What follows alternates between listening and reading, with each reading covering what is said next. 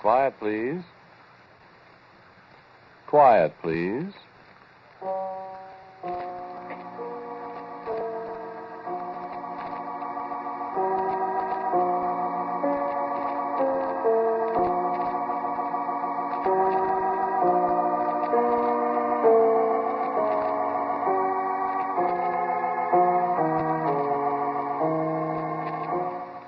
The American Broadcasting Company presents Quiet, Please, which is written and directed by Willis Cooper, and which features Ernest Chappell. Quiet, Please, for today is called Northern Lights.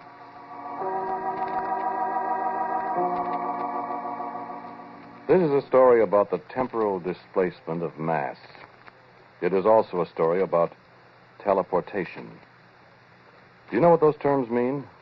No, I didn't think you did, but you stay right where you are, my charming friend, and you're quite likely to find out. You just stay right there and listen. I'll tell you everything you want to know. And maybe a couple of things you're not terribly anxious to know. Ever see the Northern Lights? Aurora Borealis is their right name. You don't see them very often below the 50th parallel of latitude in this country, but up in northern Minnesota, in Canada, upper New York, places like that, they're quite common of a winter night. If you've seen them, you'll know what they look like. If you haven't, there's no use my trying to describe them. Sometimes they fill the whole northern sky with waves of color, like a fire burning way beyond the horizon. Sometimes they're just long streamers of fire filling up the whole sky. And another time they look like gigantic, fringed curtains of pure light, swaying as if some cold cosmic breeze plucked at them, way far off there to the north. And you can hear them, too, sometimes. Well, maybe not exactly hear them, but there's a sound, a humming, a crackling somewhere inside your head. And there are times when you'd swear it's a voice talking to you, talking in some kind of strange language you can almost understand, filling your whole being with a kind of desperate, inescapable terror. You know what I mean? At night, in the cold night, voices talking and saying things to you that you can almost understand, filling the night sky with signs and portents of inescapable terror. And nobody in the whole world knows what they are, nobody in this world at least, except me. And after I get done talking to you, you'll know too. And you won't be happy. Let me show you something now. This is from a recording I made on, December 13th, 1948, a little more than a month and a half ago. I started the recorder while Norman and I were just about finished with our work that afternoon here in the laboratory.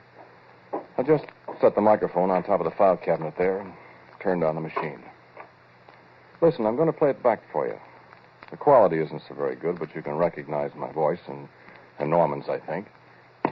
Here. I got the call rewound now, I guess. Did you test it? How can I test it when I said I just got it rewound? Well, hurry up. It's almost 6 o'clock. Yeah. Well, it's dark and I didn't realize the time. Hurry up. I'm hurrying. Be a display tonight, you suppose? How do I know? Been a display the last 3 nights. Well, that was a dinger last night, wasn't it? Yeah, the machine wasn't ready. Hey, listen, now, do you think you can do better than I can? Ouch! What's the matter? Oh, I stuck my finger. Where'd you put the copper sulfate? Up above the sink. Huh? I got it. What are you doing? Testing the coil. How is it? Oh, it looks okay. Hey, wait a minute. Yeah, it's okay. I'll be right with you. Hook it up. What are you going to send? You try my cigarette lighter. That won't work anyway. I won't miss it if we don't get it back. I don't know how the thing will work when the northern lights aren't shining. Well, maybe they are shining. Turn off the room light. Let's see. All right. Pretty early, What's the matter? Hey, look. Out early tonight. Oh, boy, that's fine. The whole sky. Look, blue and yellow. I never saw those long fringes before. Never the same. Oh, say, did you turn on the recorder? Yep. Yeah, it's turning over. Let's see. Now is the time for all good men to come to the aid of their party. Now, leave it alone. You about ready now? What's funny about the Aurora? Northern Lights? Listen to this What's part funny? closely, friend. Oh, I don't know. Remember what I told you. You can almost hear the darn things. Not hear them, I mean, but it's kind of like somebody talking to you in a language you can almost understand. I don't know. I mean, you ever notice it? Sure. High frequencies, I guess. Something. Awful lot we don't understand. Look, you go over there at the recorder and talk into the mic. Talk what? Well, just describe what happens for the record. I'm no announcer. I know you're not, but just say what you see so we'll have an accurate record. Okay. Now? Go ahead. This is an experiment in the temporal displacement of a solid object. In other words, the first actual demonstration of a time machine, if it works. It'll work all right. Go on. Paul is now placing his old beat-up cigarette lighter on the stage of the hypercucambulator, and he is now setting the microchronometer to determine how far into the future he's going to send the lighter. Well, how far, Paul? 10 seconds. 10 seconds. At the end of that time, if our calculations are correct, and we hope they are, the cigarette lighter will reappear. In that period of time, it will have been into the future. We could send it farther into the future if we wanted to, I guess, but we'd just have to wait that much longer for time to catch up with it and make it reappear. But 10 seconds, we can prove our point by sending it 10 seconds into the future just as well as 10 years ahead, and this way we don't have to wait so long. Hey, how am I doing, Paul? Now go into your commercial. When Paul presses the little button, the cigarette lighter will turn to nothing. That's not right. It'll be here, but it'll be 10 Now, seconds listen away. closely, please. Yeah. Well, now, What's going to happen? Mr. Paul McGilligan, a famous mad scientist, is about to press the big old button and send his lighter into the future. You ready, Paul? Here we go. Stand by. Look, Norm. By golly, it is gone. It just disappeared. Bang, like that. Hold your watch up close to the mic, Paul, so it'll record. Yeah. There isn't a sign of the lighter. The little stage on which Paul placed it is empty, and it should appear again in just a second if it really did work. 3, 2, 1. It's back! Hey, it's back, Norm! It worked. We made it. Oh, man, let's see if it's all right. Oh, gee. Oh. Now what? Oh, the lighter. Boy, it's cold, Paul. Ooh, here. Take it, Paul. Take it. Well, it's freezing cold. What do you know? Look, the darn thing's like a piece of ice. Now, where the dickens do you suppose it's been in that 10 seconds? No, wait, friend. That's not the right. payoff You yet. said only in the future. Listen. And time's caught up with it. It's back, but... Hey, Paul, look. Where did that come from? What? There on the stage where the lighter was. Where'd that come from? In the middle of winter. What is it? It's a caterpillar, Paul. A brown and black caterpillar. Well, where do you suppose it came from? Well, it wasn't there. I'll tell you where it came from, Paul. What? It came from the same place where the cigarette lighter went. What are you talking about? Well, feel it, Paul. Feel its fur. See? It's as cold as ice, too. A caterpillar. A little brown and black caterpillar, the kind they call woolly bears. You know, larva of the tiger moth, the Icea isabella. In the dead of winter and as cold as ice. Where did it come from? Huh? You want to know. Incidentally, you know, the old-timers say that the woolly bear caterpillar is a weather prophet. If the brown bands on his fur are narrow, there's a severe winter ahead. If they're wide, it's going to be a mild winter. Maybe. This one, you could hardly see the brown bands. Tough weather ahead, that's what the old-timers would say. But where'd she come from? She wasn't there when we put the cigarette lighter on the stage. When time caught up again, there she was. She? Sure, Isabella. Icea, Isabella. I told you, remember? Well, she was wiggling happily when she arrived from somewhere in the future. But as she warmed up, she seemed to go into a trance, almost a death-like trance. So Norman said, put her in the deep freeze. Maybe she'll come to again in the cold. So we put her in the deep freeze. And in half an hour, when we looked in at her, she was wiggling happily. At 10 degrees below zero, friend. Now, can you tie that? My goodness, she should have been frozen solid. Well, nothing special happened for a couple of days. That, you remember, was a month and a half ago, December 13th, 1948. Where were you on the night of December 18th? Saturday night, a week before Christmas. I'd been Christmas shopping in the afternoon, I remember. I came back to the laboratory to check up on some stuff, and Norman was there, fiddling with things. Hi, Norm, I said. How's Isabella? You know something funny, Paul? What's the matter with you? Well, me? You look so pale. You sick? Eat something disagreed with you? Paul, Isabella's singing. Singing what? Isabella's singing. You're dotty. She's singing. The caterpillar's singing. Not tap dancing, I hope. I'm not kidding you. Oh, cut it out. Open the deep freeze and listen. You've been at the C2H50H? I haven't had a drink since Thursday night. Well, now, what? Open the deep freeze and listen. No kidding? No kidding. Well, we don't know where she came from. I won't be surprised at anything. Hello, Isabella. Hey, don't do that. What's the matter? Afraid she'll answer me back? Well, I don't know what. Hello, Isabella. I hear you singing. I told you, Paul. I don't hear anything. Now, listen, Paul. I haven't lost my buttons. I've been hearing it all afternoon. I couldn't figure out what was doing it, and then I noticed it was louder alongside the deep freeze here. So I opened it up and stuck my head inside, and it was coming from her. Yeah. What does it sound like, Norm? Well, I don't know. Only it's kind of like A-E-I. A-E-I? Didn't she say A-E-I-O-U and sometimes W and Y? Now, don't rib me. I tell you, I heard it. I think you better take a Christmas vacation, Norm. I'm not I nuts. know, kid, I know, but listen, we've been playing around with some pretty deep cosmic secrets, you and me. We've managed temporal displacement, which nobody in the world has ever done, see? Maybe we both need a rest. You know what I think, Paul? What? I think we've managed teleportation, too, and we don't know it. Teleportation? You mean like Charles Fort talks about? I mean transporting tangible objects from one place to another without any mechanical means. Electronically? I don't know, Paul. All I know is that cigarette lighter was someplace where it was awful cold. And it wasn't cold here in this room. Well, And where did that caterpillar come from? I don't know.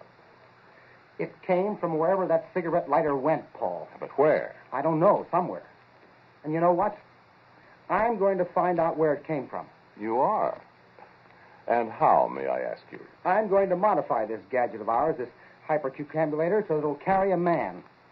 And then, my dear boss, I'm going to sit down in it and have you send me out there somewhere in time and space and come back and tell you all about it. That's all for tonight, Bud. What? Come on, I'll take you out and buy you a drink. I'm not fooling, Paul. Okay, you're not fooling, Norm. Get your hat and coat and come on. I prescribe hot-buttered rum. Well, Turn off the lights. will you listen to me for a Turn minute? off the lights. I want hot-buttered rum. Okay. Gosh, look out of that window. The northern lights. Oh, they're really bright tonight. Sure are. Look how they pulse. Up, down. Up, down. Norm, Up. What? look at the deep freeze there in the dark. What about? You see it? Light, Paul. Light. It's I see it, Norm. It's right in step with the northern lights. and the same colors. Red. Blue. Up, down. Up, Coming from the deep freeze where our little friend down. Isabella was singing to you. Now, what do you... Paul, listen. I don't... Listen.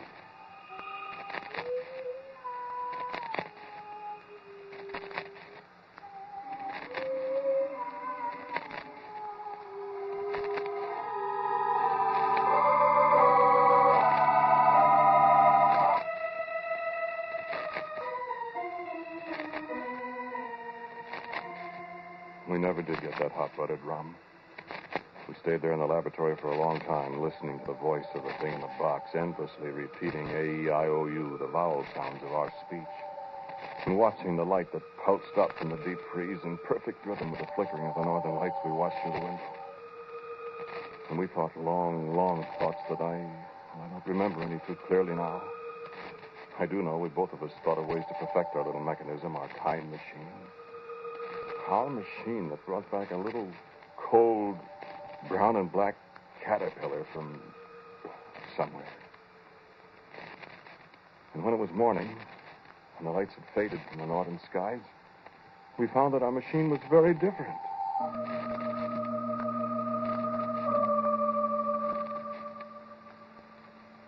The stage where we found the caterpillar was larger now. I had only a vague recollection of what had happened in the night. I said to Norman, I said, what did we do last night? I don't know for sure, Paul. Did we rebuild that thing? Make it larger? I don't know. I think I dreamed I was working on it. I think I hit my finger with a hammer. I see. Thumb's all bruised. Certainly looks it. Well, nobody could have gotten in here. The door's locked. The machine's certainly different. This coil I fixed, look, it's rewound different. Did I do that? My head hurts. Yeah, mine, too. I don't get it. I don't either. I wish I could. Listen, Norm. What? Maybe we did change it. Well, how could we have done all that by ourselves? I got an idea. What? Why, maybe Isabella helped us. The caterpillar? Oh, Let's see, shall we? Open the deep freeze. Well, I opened it. It was empty. There wasn't any brown and black caterpillar in the deep freeze. We took a flashlight and looked over every inch of it. We stood there and looked at each other. For a whole minute. Norman said, well. I just shook my head. We went over and sat down. All of a sudden I said, I found her, Norman. And there she was. There was little Isabella, the caterpillar, crumpled up, stone dead on the floor of the laboratory.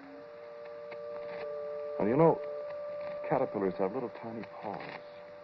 And one of Isabella's paws was the end of a long piece of wire that ran up to the generator coil. Well, how did she get out? And I said the thing couldn't be opened from the inside. I said it was fastened down tight when I took the lid off just now. But she did get out. Maybe she did help us, Norm, I said. And he just sat there and stared at me. And I got up and put on my overcoat. Where are you going? Where are you going, Paul? I said, I'm going to find out something, Norman. Where I'm going, it's cold, I said. I know that, and I'm going to find out what's been going on and where that caterpillar came from. Norm goggled at me. I stepped on the stage of the machine that was to take me away somewhere in time, space. I said, Norm, turn it on.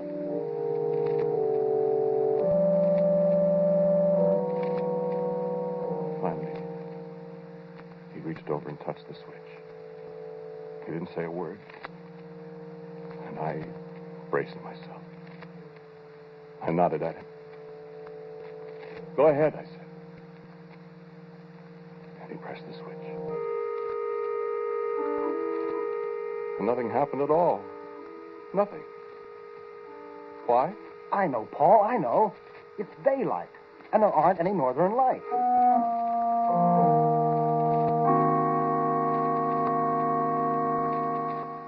Well, it was just as well.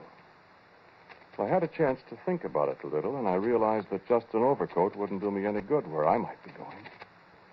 And so when it was dark night again and the northern lights were flickering and dancing in the sky, I put on a high-altitude aviator suit that had its own source of heat supply. Norman shook his head as I got back on the stage, nodded for him to press the switch.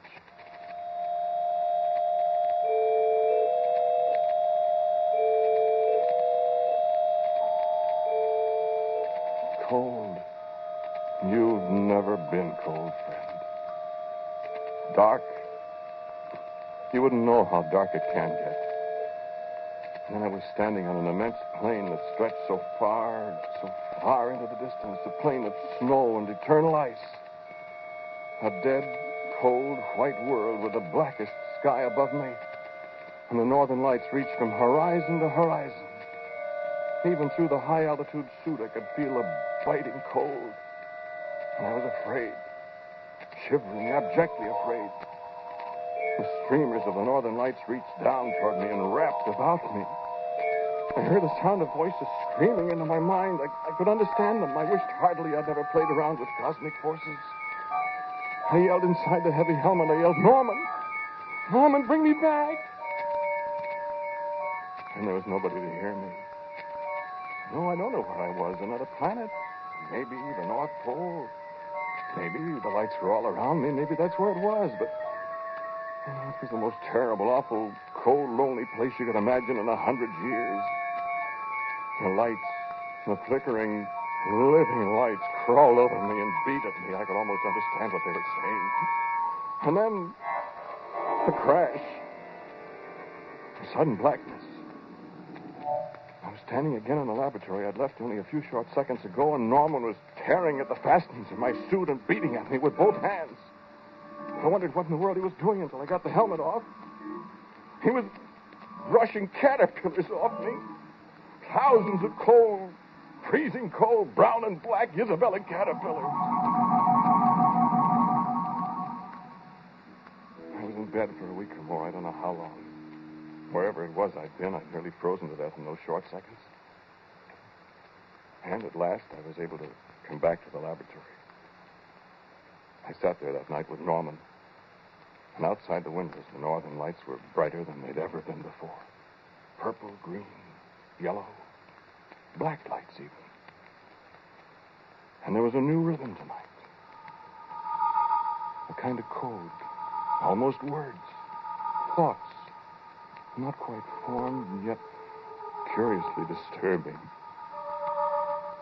Norman, though, didn't seem to be as disturbed as I was. He just sat quietly and looked at me. Where did those caterpillars come from, Paul? I don't know. Where I was, that's all I know. Did they attack you, or? I don't know. They came from the lights. The lights? The northern lights. Where are they, Norman? The caterpillars? Yes. Where are they? In the deep freeze, where Isabella was. Poor Isabella. What's the matter with you, Paul? I'm listening. Listening to what? Well, don't you hear them? I don't hear anything. Don't you? I don't hear anything. Well, listen. Listen. I don't hear anything. Turn on the recording machine. I want to see if we could pick up their voices. There isn't anything, Turn it Paul. on. Turn it on. I want a recording. Quick. Quick, Norman. They're talking to us.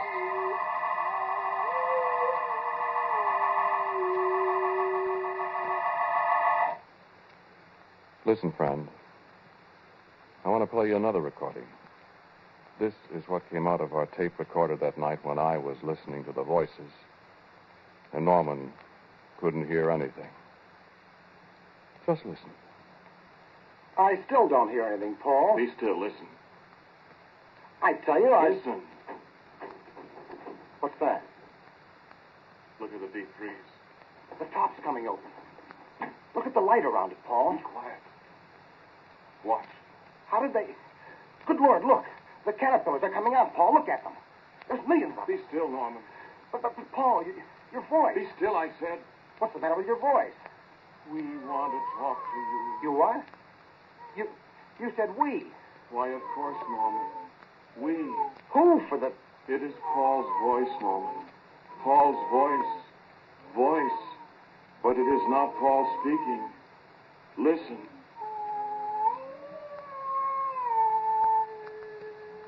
We speak to you. Paul. Not Paul. We, the people of the lights. We from the cold. We are speaking to you with Paul's voice. I tell you that... Paul's voice will tell you what to do when the time comes, Norman. We go to the machine now. Paul's mind is ours for a little time now. We go to the machine that brought us to your world from the world of the lights. Who are you? The people of the lights, to take over this world of yours. Only this world of yours is so hot. We must have the cold world, and we know how to make it cold. What's the matter, Paul? Paul! So hot. No. Quick, Norman, turn on the machine. Send us to places in your world. No, our world. Hurry. So hot. Hurry, so hot. Paul! Hurry. Turn on the machine.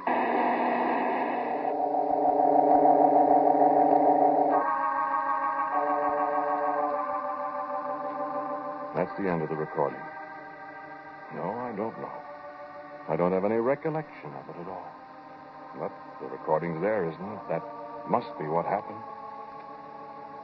Anyway, when I woke up, Norman was gone, and there were no caterpillars in the place here. And our machine that took people and things away into time and space, was wrecked. I don't know what became of it. You heard what they said about my voice. They're going to take over this world and make it a cold world, like the one they came from. Whatever that is, and wherever they went. No, I don't know where they went, where the machine sent them. I do have ideas. Yes. Are you cold? It's freezing in here. And just for example, you read the papers? Look at the newsreels. Did you see the pictures of the snow in Los Angeles? In subtropical Los Angeles, where it hasn't snowed for so many years? I wondered about it, too. I wonder if anybody saw any brown and black woolly bear caterpillars in Los Angeles. Larvae of the tiger moth I see, Isabella.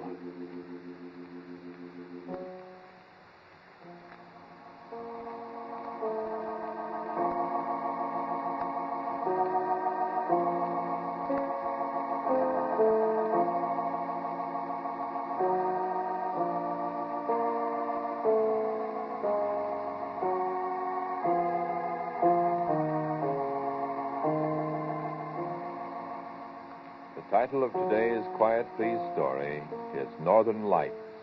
It was written and directed by Willis Cooper. The man who spoke to you was Ernest Chappell. And my laboratory assistant, Norman, was played by Dan Sutter. The voices of Isabella and her friends was that of Cecil Roy. As usual, music for Quiet Please is played by Albert Berman. Now, for a word about next week, our writer-director, my good friend Willis Cooper. Thank you for listening to Quiet Please. For next week, I have a story for you that comes from the steel mills out south Chicago way. It's called Tap the Heat, Bogdan.